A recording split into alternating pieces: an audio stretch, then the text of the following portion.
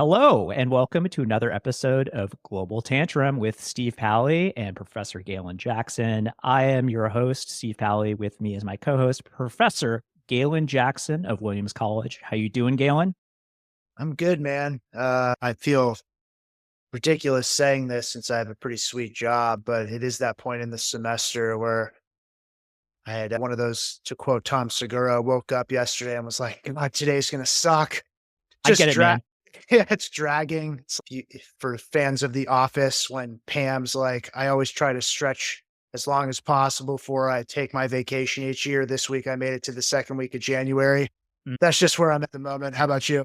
Yeah, no, we're in the doldrums. What I would say is it could be worse. You could have small children with a strep throat, which is what we've been dealing with over here. How long does strep throat take to resolve usually? So if you apply antibiotics, not that long, but the mental damage, Galen, the mental damage To is you? lasting. Yes, Yeah, yeah, okay. exactly. Yeah, yeah.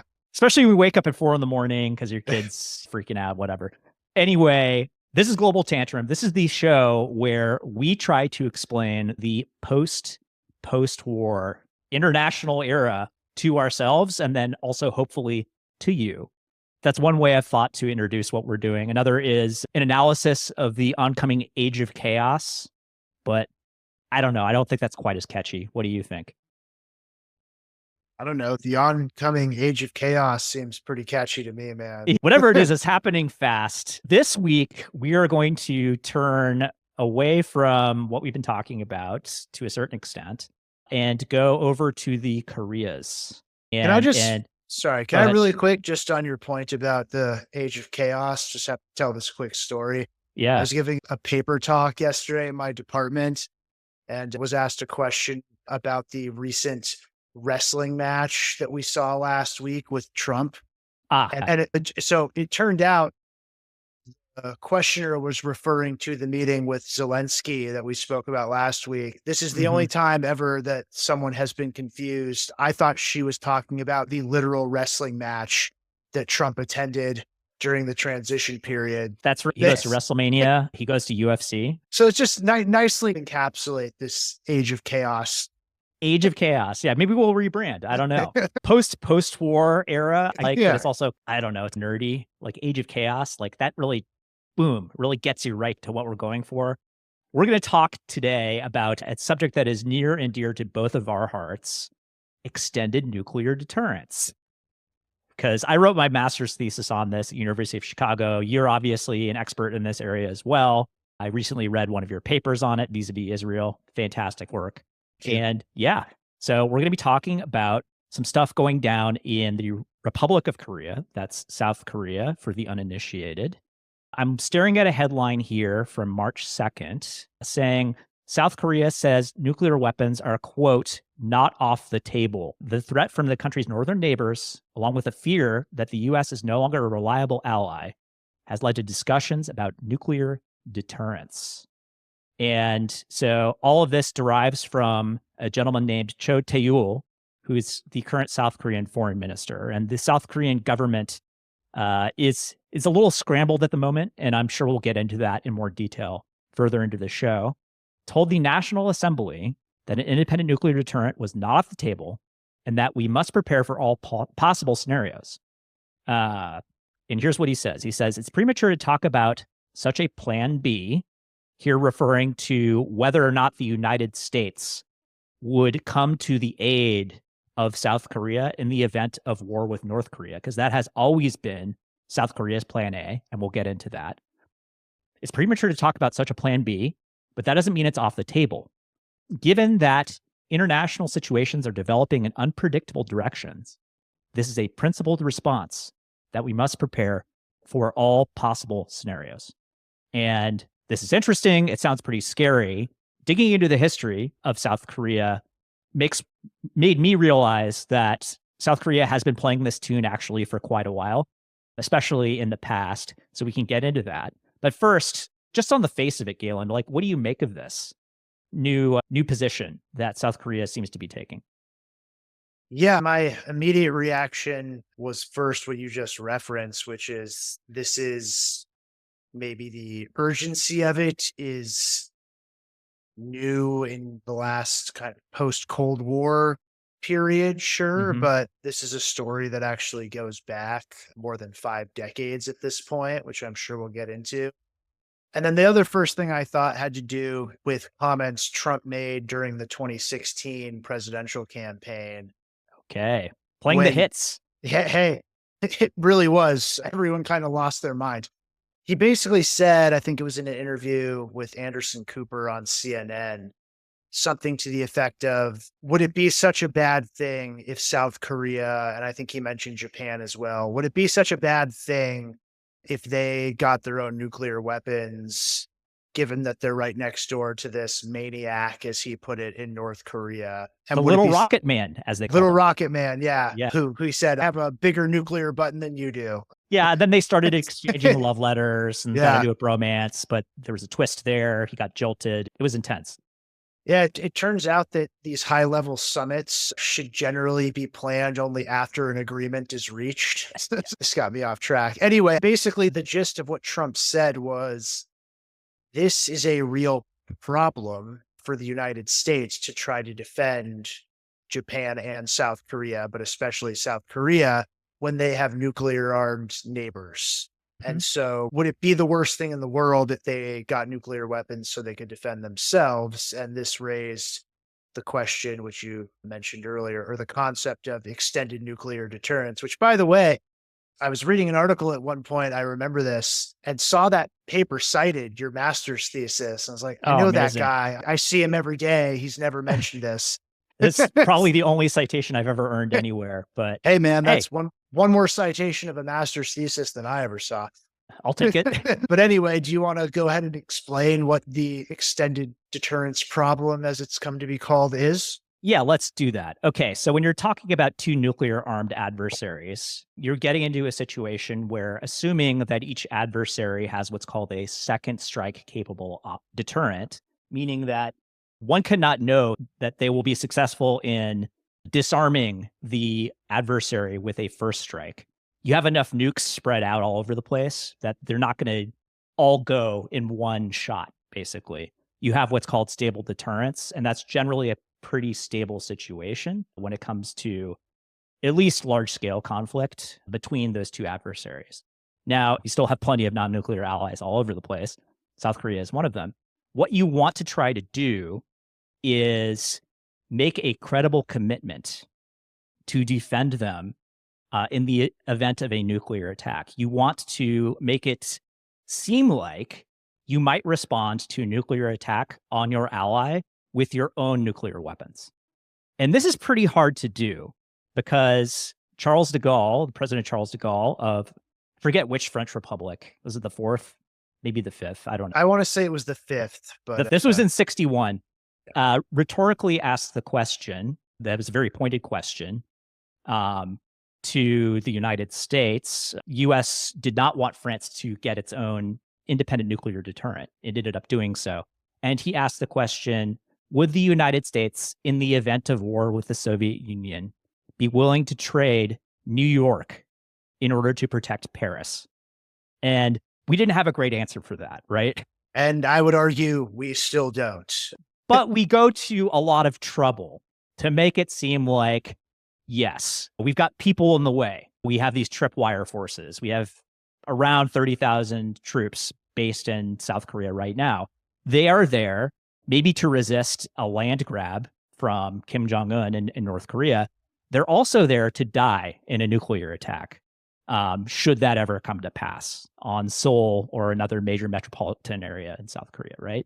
Once that Yeah. happens, then we could plausibly respond with nuclear weapons ourselves. Yeah. The famous quote, I think it was Henry Kissinger, said, great powers do not commit suicide on behalf of their allies. Right. Um, and that's essentially the problem that extended deterrence confronts. You just mentioned the idea of a tripwire. This is a good illustration of the sorts of things you can try to do with nuclear strategy to make this incredible threat seem credible. So, the canonical example was during the Cold War, the United States wanted to defend West Berlin. West Berlin was located something like 100 miles inside East German territory. There was no way it could possibly be defended with conventional weapons. So the only way for the US to provide for the city's defense was through nuclear weapons. That was an especially incredible threat because West Berlin was of zero strategic value. It was purely of value Symbolic. in symbolic terms and what it represented for the credibility of US extended deterrence commitments elsewhere. As Steve said, the US keeps 30,000 troops in South Korea today. During the Cold War, it kept 7,000 troops in West Berlin.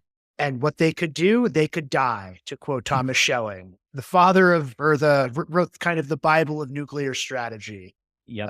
Another example prior to World War One, my colleague James McAllister likes this example. The British asked the French, how many of our troops do you want stationed in France before, in case of war? And the French famously said, we just want one, and we'll make sure he dies right away so that you're automatically committed. And we publicize it. Yes.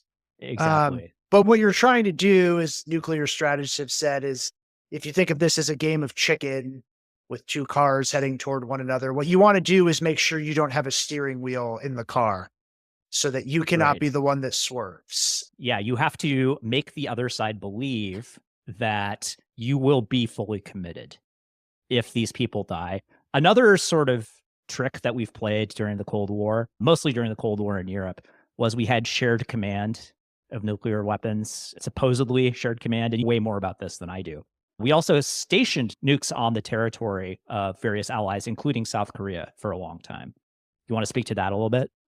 Okay. I believe it was 1958 that the United States first put tactical nuclear weapons in South Korea. In other Yeah. words, nuclear weapons that are not meant to be city buster weapons. We're not Right. talking about hydrogen bombs with megaton yields or even sizable strategic nukes with kiloton rate or yields. We're talking about weapons that are supposed to be used for battlefield purposes. Artillery shells, for instance, nuclear artillery Yes. shells. And we produced a shit ton of these things during the Cold War. During the Cold War in Europe, the US had as many as 7,000 of those stationed on the continent. And I think we had like suitcase bombs. We had all kinds of We, crazy there shit. a nuclear bazooka, the Davy Crockett, which I believe That's was awesome. a sub-kiloton nuclear weapon. These things are controversial for a few reasons. One, they're considered more usable, which means, yes, the threat to use them is more credible. On the other hand, Do you really want to use them and have it potentially yes. escalate out of control? Right? Correct. So I would argue that's the even bigger point is there's debates about this because knock on wood, we've never had to run the experiment and I hope we never do. But Yeah. can a nuclear war stay limited? Can you Mhm. have decision makers in various capitals coolly making calculations about whether to escalate or back down once tactical nuclear weapons start flying? There's a few other Yeah. problems with these things. They create real command and control pressures. Typically, you would be using these on allied territory, so destroying the very thing you're trying to defend. But the reason these things get stationed in places like South Korea is it seems to make the threat of extended deterrence more credible. So that's another way you can throw the steering wheel out the window. Especially if you delegate control to the allied forces. And obviously, there's a ton of problems associated with that because you're no longer in control and you might be responsible for starting something that you didn't want to start in the first Yes. place. On the other hand, you get into this idea that it's like a war has started on this allied territory and the ally is going to use these or lose them. And that's, what the adversary is thinking about. So if we do Yes. this, if we kick this off, and that is why it's called extended deterrence. The whole idea here is not for warfighting. It's to avoid warfighting. And you do that by making warfighting sound really bad for everybody. Yes, it's the central paradox of nuclear strategy. To avoid the thing that you don't want to happen, you have to take steps that increase the likelihood that it could happen. Yep. You basically are turning this, again, to quote Thomas Schelling, into a contest in risk taking. By the way, That's right.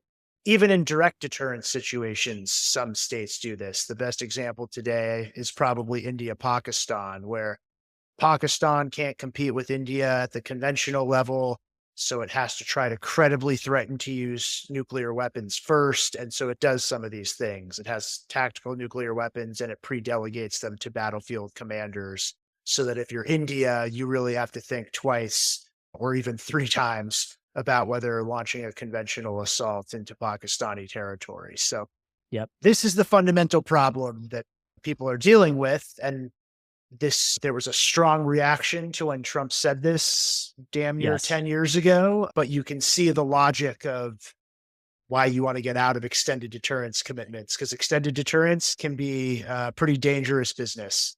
It could be a dangerous business, but then again, perhaps nuclear proliferation is also a dangerous business, right?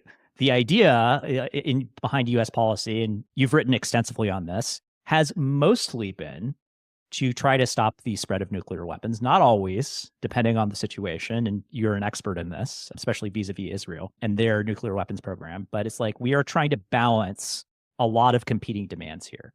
We are trying to stop our allies from going nuclear because it's been a policy goal of the United States generally to try to maintain.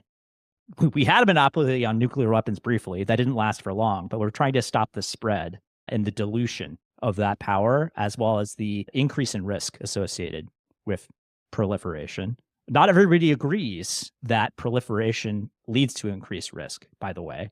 Some people have argued, some analysts have argued, including some very famous ones, that the controlled spread of nuclear weapons would actually be a good thing for the world. Trump has occasionally controlled is doing a lot of work in that. It's sentence. doing a lot of work, and it's okay. Who are you talking about? Under what circumstances? And as the technology spreads, as countries gain more technical capabilities, as AI models become more adept at telling you how to assemble nuclear weapons once they're jailbroken, for instance, that's neither here nor there. But point being, it's like this technology is out there. We've tried to stop its spread mostly. And we've done that by assuring our allies that our nuclear arsenal will serve to protect them through extended deterrence. And it's always this question of, okay, if you, the United States, are not willing to promise us and make credible those assurances, then we will have to do it ourselves. And we saw this dynamic at work earlier in the relationship between the Republic of Korea, South Korea, and the United States during the Cold War, right, Galen? I kind of want to just flesh out some of the conceptual aspects of this Yeah. too. Vipin Narang, who's at MIT and was in the Defense Department, very smart guy in the Biden administration until recently. He wrote a book talking about the different strategies that countries can pursue to proliferate. If you're a great power, if you're the United States or the Soviet Union or China, you're a lot less vulnerable. So you can sprint to get the bomb. Now, there were discussions between the United States and the Soviets at various times in the 60s in particular about whether to bomb China's nuclear facilities, but the risk was deemed too high even for a joint operation. Just think about that. That's crazy. During the 60s. But this is pre-Sino-Soviet split, right? Yeah, like the Sino-Soviet there. split starts around 59, 60, but it hasn't completely turned into a massive rift just yet. Now, by the way, the Soviets then changed their mind after 63 and they come to the US in 69 and ask the Nixon people, hey, do you want to do it? But by that time, the political context has flipped and now the US is looking to use China against the Soviets. So now it's the Americans that say no to it. But the point is, if you're a great power, you can proceed largely with invulnerability. Everyone else you can try to hide, which is tough to do. There are very few cases of it happening. I suppose South Africa fits into that category, the only country that has nuclearized and then voluntarily given up its nuclear arsenal. And that's a fascinating case. Yes, right? it is. We could do a whole episode on that. But for most countries, what you're talking about is what Vipin Narang calls sheltered pursuit. Basically, you need a great power to protect you while you're building the bomb so that you're not subjected to force by an outside power. Yeah, somebody trying to stop you. So let's take the case of Ukraine, for instance. Ukraine is fighting for its life against resurgent Russia, nuclear armed Russia, that has threatened nuclear use many times in the course of the 3 Year War. It looks like the US might be pulling out of the war. Europe's not ready to defend Ukraine. This would be seemingly a great case for proliferation, right? But it's not that simple, is it? Perfect example. They certainly have the motivation and Technology, they have the technology and the expertise, they have but the fuel too. yes, but it would be pretty clear to the Russians, I think, quite quickly with Yeah, satellite technology. And I'm sure Russia has really good human assets on the ground there. It would be infinite. very difficult for Ukraine to hide a nuclear program. And so what Yeah. would probably happen is the Russians would blow up their nuclear facilities. So if Russia had a security guarantee from the United States, maybe it could get away with doing that. Although, You mean that, if Ukraine did? yeah, Okay, yeah, now it would got it. depend on how Russia reacted. But the last point I wanted to make, yes, the US can use security guarantees to obviate the need for states to go nuclear. It can also use threats. And this kind of gets to your question about South Korea, which back in the early 1970s, there's a few things going on. The United States is reaching out to China, one of South Korea's principal adversaries. It's bogged down in Vietnam, which raises real questions about whether the US can respond to crises elsewhere on the globe. And the Nixon administration comes out with something called the Nixon Doctrine, which is basically we can't be everywhere all over the world. We've got to retrench somewhat and let allies defend themselves. This all creates real incentives for South Korea to want to get the bomb. And it's not a coincidence. That's when South Korea decides to really move forward with a nuclear program. Now, ultimately, the United States does have to keep its security guarantee to South Korea, and the mutual defense treaty it has with South Korea is still in existence. But initially, what the United States did was threaten to abandon South Korea. Hey, if you keep moving forward with this nuclear program, we will withdraw our military backing for you, and you're going to be Yeah, really vulnerable to China during that intervening period. exactly, and that's the key. South Korea wasn't advanced enough to do this fast, right? If you're a Germany or a Japan, for instance, you could probably do this pretty quick. You might even be able to do it in a matter of months because you're big and strong and you have these amazing technical capabilities. South Korea in the 1970s is coming off of the Korean War, which basically destroyed 3/4 of the country, something like that.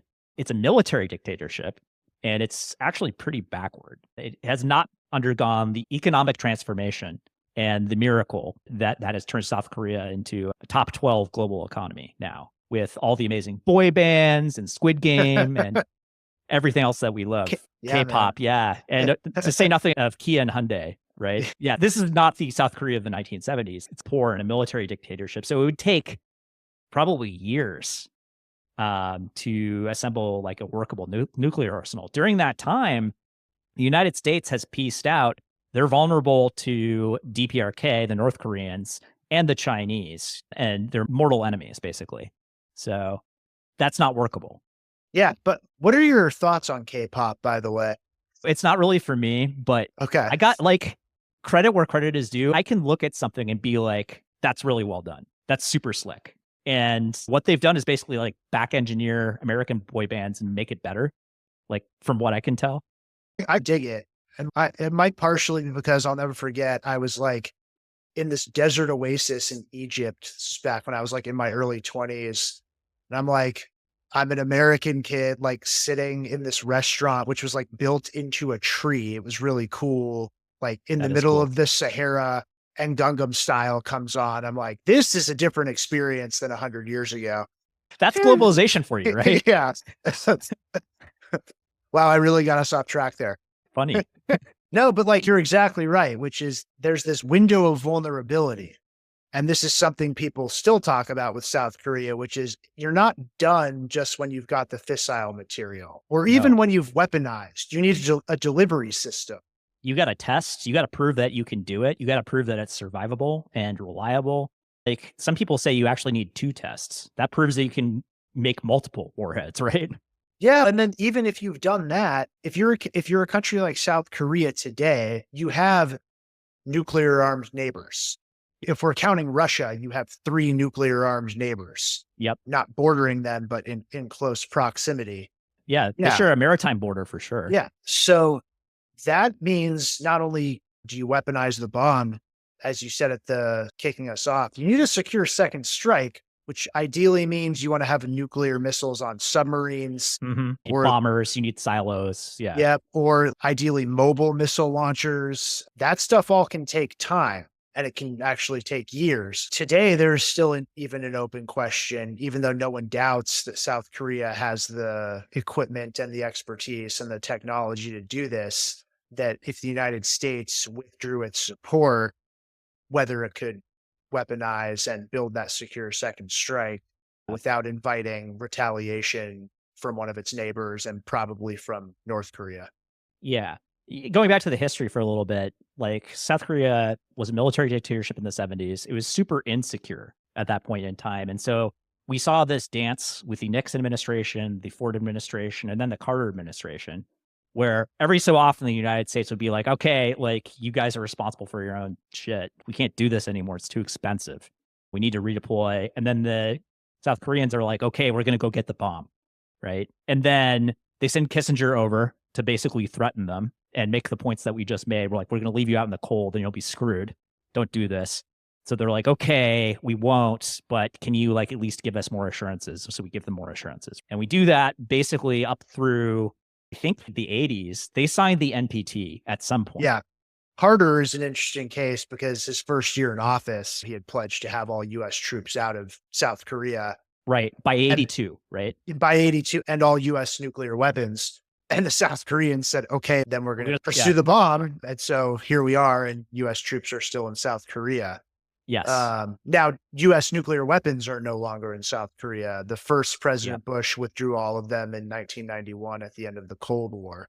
Herbert Walker. Yeah.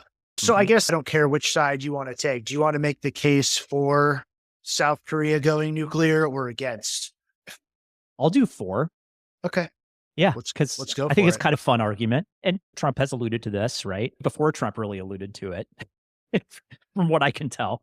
Trump thinks differently. And so I will think along with him. And by the way, he's not the only one who has thought. No, and as you said earlier, like, yes, this is different for the South Korean case. It is not different for overall US non-proliferation policy. During the 50s, Eisenhower wanted the Europeans to have access to American nuclear weapons. He had a policy of nuclear sharing precisely for these extended deterrence reasons we talked about. He did not want to be responsible for committing US military assets to a war with the Soviet Union if the Europeans could defend themselves. And that meant having nuclear weapons. You mentioned the Israeli case, the French case. The Pakistani case is a little different because the US certainly didn't want Pakistan to have nuclear weapons, but it was more concerned about killing Soviets in Afghanistan. And it needed Pakistan's access to that country to arm the Mujahideen in the 1980s. So it basically turned a blind eye and said, all right, we're fine with you guys getting the bomb. And go to town, Khan Network. Let's do this. Yes. We should do an episode on AQ Khan. AQ Khan. Yeah, it's a Pakistani hero and mass proliferator, right? Yes. But anyway, you make the case for them so doing. We are currently basing, I believe, around 30,000 troops in South Korea. They just sit there not doing a whole lot, except we pay them. The South Koreans do pay for it as well. I'm not exactly sure what that arrangement looks like, but it represents a deployment of resources for the United States. Do we want to be deploying resources in South Korea right now, given all the other things that we could be doing with them? Like bringing them home, like deploying them elsewhere. We might end up fighting China. So maybe we want to move them to Taiwan. Who knows, right? Probably not. But there's a lot of other things we could be doing with those troops and that money. And generally speaking, if you take your troops out of harm's way, you reduce the number of commitments that you have and your ability to pay attention to the stuff that quote unquote really matters increases. The Koreans get nuclear weapons. They're our allies. They're not going to ever use them on us, at least for the foreseeable future.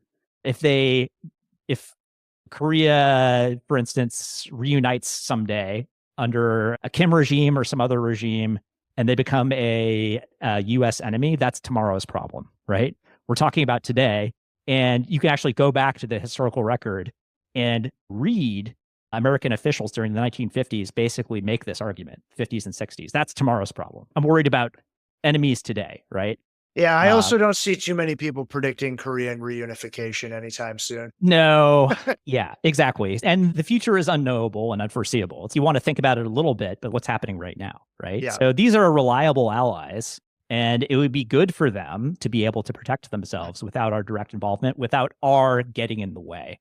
In addition, if the Koreans go nuclear, you can make the argument that other US allies like the Japanese and the Taiwanese might go nuclear too in response. On the other hand, they might actually feel more secure. Like, it's not at all a foregone conclusion that the Japanese would nuclearize in response to South Korean nukes because they're part of the same overarching alliance system, right? Now, if the United States wants to reduce commitments and pare back that alliance system, maybe something like that could happen. But within the larger framework of the US security arrangements in East Asia, Taiwan, Japan, and South Korea are all allied themselves, right? So you could have a mini nuclear umbrella within that triad. And that's potentially interesting too for the United States.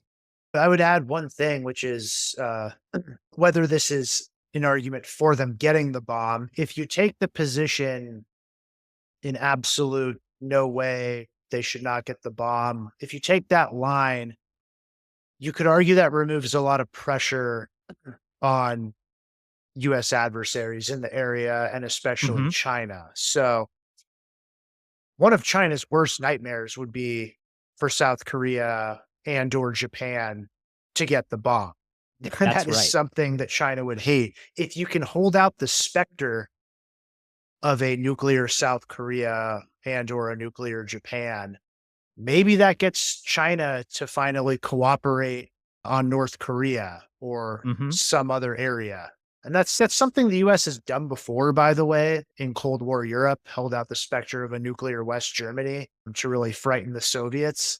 That's a potential upside of doing it as well. I Yeah, guess I'll more leverage, right?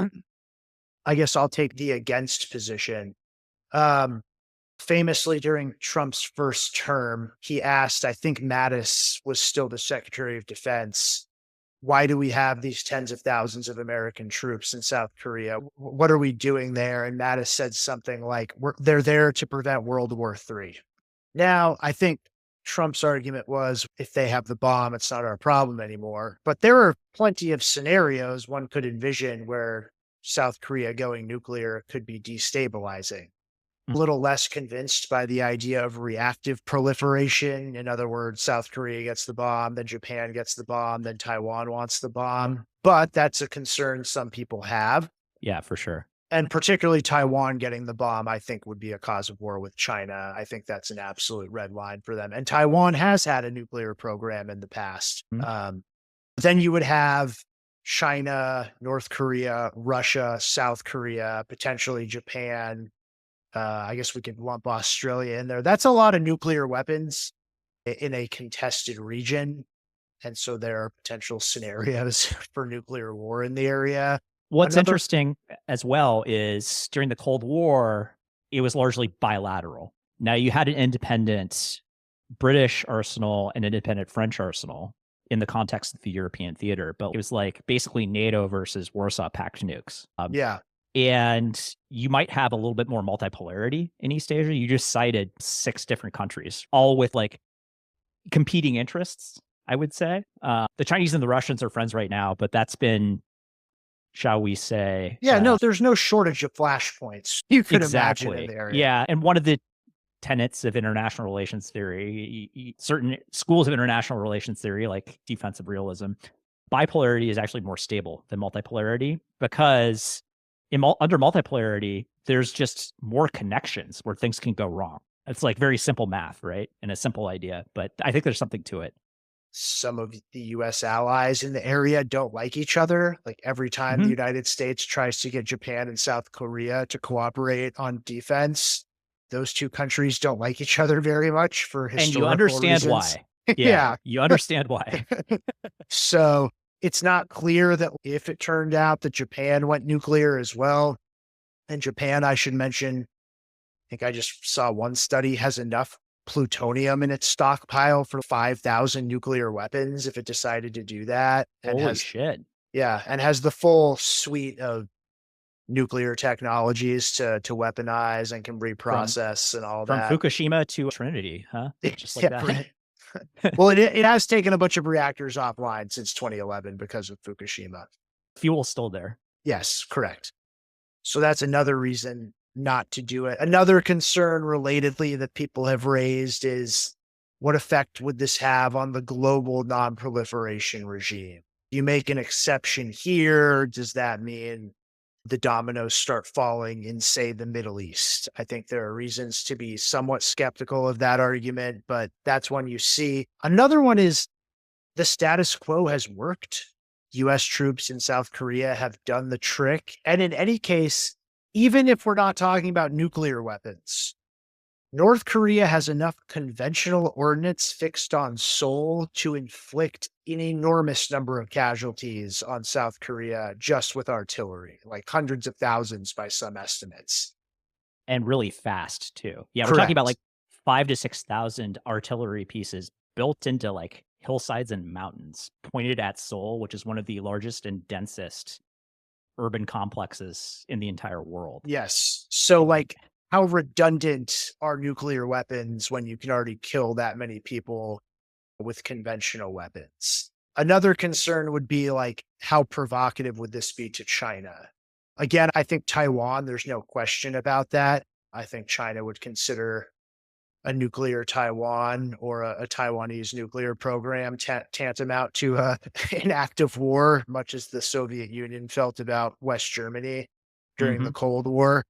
But as I said, South Korea or Japan going nuclear is not something China would react well to. So I think there's a certain risk there as well. And On the other hand, like, depending how fast they can break out, it's okay, they're pissed off about it, but they can't do anything about it. okay, so fair enough. I suppose like they might stick it to the United States by, I don't know, trying to do something in the Western Hemisphere as like an offset, but I don't know exactly what that would look like.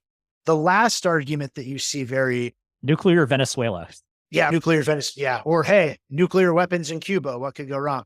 Nuclear Um, Greenland. nuclear agreements, nuclear Canada. Yeah, there we That's the 51st state right yeah, there. not anymore. um, the last argument, and again, this is like the fifth time I've mentioned Thomas Schelling, but has to do with the idea of what's called the interdependence of commitments. Mhm. Okay. So, like, credibility, as we were talking about, is worth in the minds of some analysts an awful lot in a nuclear world because nuclear deterrence is not useful unless you can make those threats credible.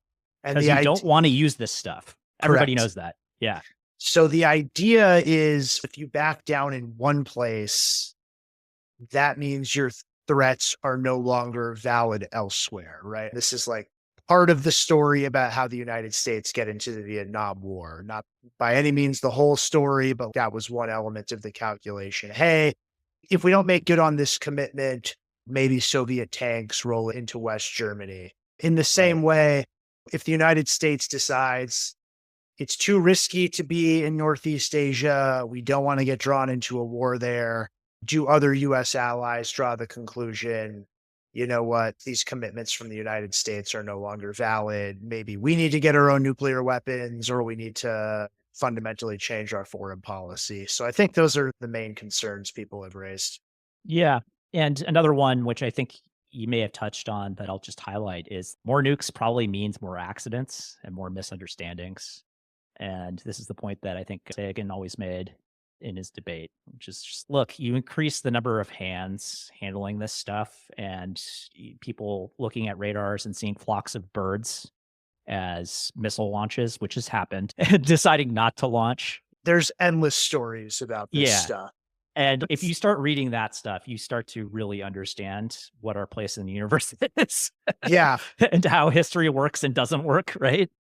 I think my favorite story ever like that, which like really is chilling to read. It was like a few days before Kennedy was inaugurated. I think it was 3 days before Kennedy was inaugurated. There's some US planes overflying North Carolina, I believe with three, I think it's three 9 megaton bombs. And it was 9 million tons of TNT, the equivalent. And basically, there was a storm and it caused one of the wings on the aircraft to break and it started spinning. And so the bombs released and every safety mechanism failed except for one on off switch. And if you look at like the blast radii, like there would have been radiation going all the way up the East Coast, like DC, New York, Boston. I think there's a story during the Cuban Missile Crisis of one airbase thinking that they saw a figure climbing the fence and thought it might be some sort of like Soviet operation and it turned out to be a bear. Yeah, Repeat after accidents. me. History is contingent. Like accidents happen is the argument. Yeah. So the more of these things around, the more people who have access to them, people are very fallible, not infallible. And yeah, eventually luck runs out and something bad happens is the argument here. Yeah. On the other hand, people worried about World War III. We actually fought World War II and 50 million people died. And we haven't had a World War III. And a lot of analysts say one of the primary reasons for that is the spread of nuclear weapons and stable deterrence. And I think there's something to that. Look, I don't think it can be denied that there's something to that. The reason I would say most people don't go so far as to say nukes are an unalloyed good, or as Kenneth Waltz put it, if you love peace, you should love nuclear weapons. Right. Yeah, look, I think what that argument overlooks is that you can't take the politics out of international politics. You see this all the time with debates. We talked about Iran a few weeks ago. The argument is, hey, so what if Iran gets the bomb? They're a much weaker country than the Soviet Union was during the Cold War. Deterrence worked then. So surely we can deal with a much smaller power with a much weaker arsenal in Iran than we had to deal with during the Cold War.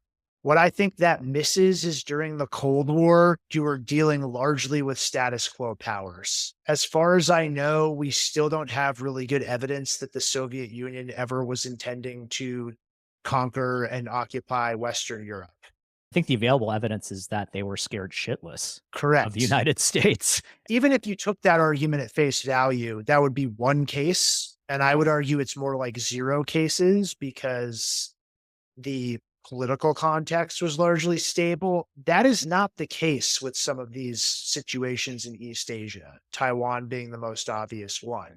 Right. But as long as you think that these are still fundamentally political issues, in other words, there are still things countries really want, watch out. Yeah. Before a political settlement had been reached during the Cold War, the Berlin crisis, we had the Cuban Missile Crisis, we did almost blow up the planet. Yes. And so I think that view really misses that. That said, I think there's no doubt at like a baseline level that if you can avoid those kinds of political dilemmas, yeah, I think nukes have a rather stabilizing effect on net. Yeah. Yeah, nukes would be stabilizing, except that there's humans in charge of them. Yeah. That seems to be the issue. Let's talk a little bit about North Korea and what they've been up to and why it is that South Korea might be making noises like this. Because, yeah, Trump is famously unreliable and says one thing one day and the complete opposite the next day. Countries. Can you think of an example having to do with exactly this topic? Yes. So he has remarked many times. He's actually very preoccupied with the idea of nuclear war and World War III. And he thinks it's a huge risk. And he's been quoted many times in such August periodicals as Playboy prior to his entry into politics in the 70s and 80s. And then you think I should have signed that in class? Just for the articles, Galen. Yeah, just for the article. Yeah. Besides, it's like antiquated now. It's like, that's like nothing compared to what's on the internet these days. Hey, man. That's neither here nor there. But he is genuinely really preoccupied with the idea of World War III and global thermonuclear war. He wants to avoid it. And he's said this many times as a politician and before his political career. It's been a theme that he's returned to in interviews and just spontaneously, right? on the campaign trail. That's part of it. And then occasionally he says the exact opposite. And maybe it wouldn't be so bad for some of our allies to get their own nuclear weapons so we could wash our hands of them. Because he also really doesn't like alliances. I was all teed up for this podcast, the 2016 comments. And then this morning you sent me an article where he's like, yeah, we should try to go for global total disarmament and nuclear abolition. And when he says that, that sounds like Obama. That's what Yeah. Obama was saying. And nothing was accomplished in that area. But he's, yeah, no, let's do a new round of arms control with everybody. All my buddies. Let's do this. We'll get the band back together and we'll do it in Pyongyang. It'll be great. The great Pyongyang summit Yes. that reached Fantastic. world peace. Yeah. Anyway, so that's Trump, and he's famously erratic, as we know. And because of that, I think countries listening to that tend to assume the worst, as they should. It's like this guy says one thing one day and another thing the other day. We should just assume that it's going to be the other thing that we don't want. We're not going to take the risk on him having a good day when North Korea decides to invade. So we need to actually look after this ourselves, right? That's a good way of putting that, man. Yeah. But developments within DPRK's, North Korea's nuclear program, are also very significant, right? Because they've been grinding away at this since, the 60s or something? A really long time. Oh, God. I'm going to get the exact dates wrong. They initially got help from the Soviet Union with their reactor program. And their first pathway to the bomb, I believe, was via the plutonium path. Mm-hmm. And heavy water reactor. Yeah. And I think the basic story there was U.S. intelligence was a little late to the game. Mm-hmm. But this ultimately came to a head in 1994 during the Clinton presidency, when there was real talk of potential preventive U.S. strikes on North Korea's nuclear facilities. But ultimately, there was a diplomatic solution known as the Agreed Framework, which basically was like the United States will provide some aid for lower risk proliferation technologies and reactors. There were supposed to be inspections, and North Korea was not going to go nuclear. By the way, this was right after a famine killed 2 million North Koreans or something. North Korea was not in great shape. It's never been in great shape. I was going to say something's never changed. But it was in really bad shape. So they were looking for help. We gave it to them.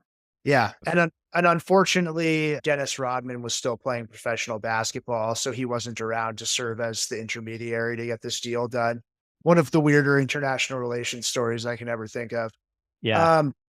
But so that was the deal, but a few things happened. One, North Korea got caught with its hand in the cookie jar. You mentioned AQ Khan. They started a uranium enrichment program with help from Pakistan. Really fast. There's two different fuels for bombs. One is plutonium. The other is uranium. And they have different refinement techniques, generally speaking. Uranium is centrifuges. Plutonium is heavy water reactors. Yeah, and reprocessing, in other words. And reprocess. I'll skip the details for now. In any case, that was obviously a major red flag in violation of the agreement. People who take maybe a different view say the U.S. Congress at the time tied the Clinton administration's hands in terms of it carrying out its own side of the bargain. Gingrich. I'm not going to try to adjudicate that right now. But in any case, the deal fell apart. North Korea tested its first nuclear device in October 2006, and it's been making steady progress ever since. It claims to have tested a hydrogen bomb. I think that was in 2017. I don't think that's ever been corroborated, and there's some skepticism about that, but it has. My understanding is they looked at this because we analyzed the signals. These are all underground, right? So we analyze the seismic signals and basically we have listening posts everywhere that listen for these explosions, and we analyze the data, and it looks like a botched hydrogen bomb explosion. One stage went off, the implosion stage went off, but then it didn't fire right. Yeah, and just so people know, a hydrogen bomb is a order of magnitude, or some cases more than an order of magnitude, larger than a traditional fission weapon. Here's why. It actually uses a fission weapon as its engagement. Hey, another way of just freaking you out is this is the same way that the sun creates energy. So some quotes on this are, a hydrogen bomb is like literally breaking off a piece of the sun. The sun will rise in Manhattan tomorrow, right? as they say. Yeah. Yeah, so that was 2017. More alarming developments are actually to do with the missile program. Yeah. And we mentioned this earlier. It's okay, you have a big explosive. You need to get it to the target reliably. It's Yes. a two-part problem, right? And that second part is actually really hard.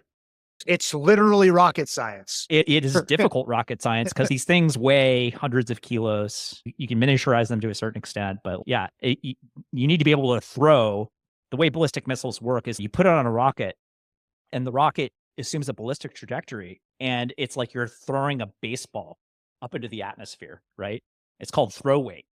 And the warhead separates and then glides to whatever its target is. And Yes. this is non-trivial stuff. We figured it out a long time ago, but North Korea, a little bit smaller, a little bit poorer. Yes. It's taken them more time, but it seems like they may have gotten it. So here's the thing. The technology, as you were saying, is extremely difficult. There's also, or at least there was, a rather robust black market for ballistic missiles. There's some evidence that North Korea has made real strides with its missile program because after the Cold War ended, there were all these rocketeers or missile scientists in Ukraine that were suddenly out of a job. There's Ukraine again. Yeah, Uh, not unlike the German rocket scientists who were out yeah, of a job after World War II, just a little bit yes, delayed, right? yes. So, like, they needed money, and so they sold expertise and equipment to North Korea, or at least that's one part of the story.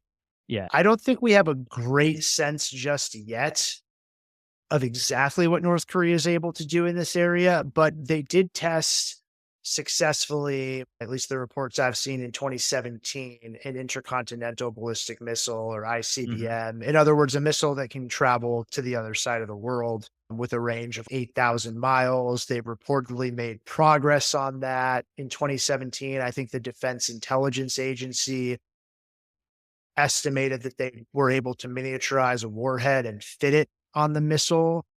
And the fact that they can hit the US homeland really brings the extended deterrence dilemma into play. Yes, it does. Yeah, this is the other super relevant development as these guys get better and better at putting these weapons on missiles that can hit the United States. It becomes exponentially more difficult to provide credible assurances because are we going to trade San Francisco for Seoul when the shit goes down? And can get the South Koreans to believe that? And the answer is no, and it's hard, right? Yeah. Yes. And so the Biden administration in its last couple of years in office tried to take some steps toward reassuring the South Koreans about the credibility of this commitment, but I think neither of us was terribly impressed with the steps that were taken. Yeah, so it's a bunch of you called it a nothing burger when we looked at it earlier Yeah. before the show. It's just a bunch of diplomatic language saying the two parties will work together to reinforce assurances and improve cooperation in this realm. More consultations, more like, Yes, yeah, more rotations, that sort of right. thing. We're going to sail our nuclear subs over there and our nuclear aircraft carriers and so on. So maybe they'll be around if North Korea attacks, but it's okay. They're still under our control. Do the South Koreans believe? It doesn't matter whether or not they're there, you know. What Yeah. matters is our response. And since we were mentioning the fact that this is not the first time this has happened, and during the 70s, South Korea had a nuclear program, that was at a time when the US still had tactical nuclear weapons deployed to South Korea. Right. Um, that is no longer the case. So one could argue that the chances of convincing the South Koreans have gone down. We should also mention, by the way, China's in the midst of a massive nuclear buildup. And Yeah. so that's a factor as well. Yep. They got away with what's called a minimal deterrent for most of their nuclear history. Within the last 10 to 15 years, they've started building solid fuel rockets and warheads like crazy. And they're up into the mid hundreds now. And word on the street, the intelligence assessment is that they're going for 1,000. And they basically want parity with Russia and the United States. And this makes sense. Like if you're preparing for great power confrontation, this is what's going to happen, right? Yeah. Um, Can I tell one quick North Korea story about this? Do you remember? I think this was when, yeah, it was when Bush 2 was still president. I think they like released their targeting plans or something. And one of the Oh, yeah. targets was Austin, Texas. And everyone was Yes. like, why is Austin on this list? And it was basically because the North Koreans were like, Texas was his home state where he was the governor. So that must be like a really important target, the capital of the state. Well, Austin is a lot more important than it used to be. It's a Sure. But at the yeah. time, You used to live in Austin, right? Austin's awesome, man. I've heard it's changed quite a bit. I haven't lived there in almost 7 years, which is sad to say. But yeah, keep Austin weird. I was into it. It was a good spot. I would not be wearing a beanie if I were living there right now. Yeah, keep Austin affordable is mostly what people say Yeah. now. Yeah, so DPRK has never been credibly accused of understanding Americans that well, I would say. On the Yeah. other hand, Kim Jong Un, their dear leader and absolute dictator, is a fan of Western culture, especially the NBA, And especially the Chicago Bulls of the especially the Chicago 1990s. Bulls. Yeah, of the dynastic period, not Yes. so much the current period. Yeah, Anyone so a fan of the current period? Like, I I don't don't think even think people people in in Chicago. Chicago. Yeah. No, it hasn't gone well. And the Sacramento Kings have acquired basically they're starting two and they're starting three. So that's great. I think we should close with this. 70% plus of South Koreans Yeah. are now interested in going nuclear, according to public opinion data. That's actually quite a lot if you think about it. I don't know how you feel about this, Galen. I'm pretty sure this is going to happen. And look, President Yoon has been impeached and it seems like he might go to jail. But like the guys lining up after him to be leader of South Korea are not necessarily in favor of remaining non-nuclear from what I've read. And I think this could go down during the current presidential administration. I very much agree with that. And I guess just to put my own cards on the table, even though I took the against position, I don't necessarily think it would be the worst thing from a US standpoint or from Mhm. a stability in Northeast Asia standpoint. There was a really interesting article written in Foreign Affairs recently about this, making the case for South Korea getting the bomb. And the most recent issue published sort of a letter to the editor retort, I think from someone at a nuclear abolitionist Sure. organization, basically saying, aside from the reasons we gave, this would really put the integrity of the Non-Proliferation Treaty in jeopardy, that this could rend the fabric of the agreement. And what the authors wrote back was, if it's that fragile, it's probably not doing that much work. And that's where I'm at with it. And I do think there are real risks, particularly as the military balance, the theater military balance in East Asia continues to shift against the United States. I think there are Mhm. real downsides to the United States trying to maintain that commitment. So Mhm. I agree with you. I think it's likely. And we should say that polling data, some people criticize the way those questions are worded, and you Including might, me. yeah, you might get different answers if it's, do you support South Korea going nuclear, yes or no? If it's, if the United States commitment is credible, would you support it? I suspect the data would be quite a bit different. But as you said, 70 to 75% is a big chunk. Yeah, look, even if we were in a Harris administration right now, a continuation of the Biden administration with the extended deterrence policy, with the assurances and the credible commitments, with the continuation of non-proliferation efforts, then the DPRK nuclear progress would still be a huge problem Yeah. for the South Koreans, even with all of that assurance. And now with the second Trump administration being doing what it's doing, right, in diplomatic communications, like it just exacerbates the issue, the underlying issue. Yeah, to that point, there's been all these photos in Tehran. The Iranians are putting up giant posters of the Trump Zelensky meeting as like Uh-huh. as a middle finger. This is how the US treats its allies, sort of thing. Yeah, US adversaries noticed that. Guess who else saw that meeting? The South Koreans. Yes. And it probably wasn't very reassuring from their standpoint. Probably not. All right, let's ask one more question, and I'll ask it of you. Do you think that if South Korea goes nuclear, Japan will follow? And then what about Taiwan? We talked about Taiwan a little bit, but Japan is the other big shoe to drop in the area. Yeah. Japan's a little trickier because, for very obvious reasons, it has certain feelings about nuclear technology, which do not exist in South Korea to the same extent. I do think that those countries disliking one another as much as they do, and just the regional balance shifting this much would play a real role. But I'm not willing to say, yes, that would definitely happen. I think that's more of an open question. Yeah. Taiwan, I'm very skeptical it would happen. Yeah. If for no other reason than this sheltered pursuit that we talked about. I don't think that's something, whether it was Trump or someone else, I don't think that's something the United States would want to do. I think Taiwan nuclear program is about the most provocative thing toward China I could possibly think of, and could Yeah. very well lead to a great power conflict. I think that one's a non-starter, but Yeah. I guess we'll see. I've been wrong before. Yeah. The Japanese have a troubling and troubled imperial history with all of these countries. However, that was a long time ago. They have a pacifistic constitution that has gone some way to allowing a US led alliance system in East Asia against the Chinese, North Koreans, and the Russians. But it is actually not that simple. They do have a fraught relationship with nuclear weapons in particular. They're the only country that has been on the receiving end, as everybody knows. But notably, Shinzo Abe, who was a titan of Japanese politics in the 21st century, he was actually assassinated somewhat recently. He started talking about nuclearization again.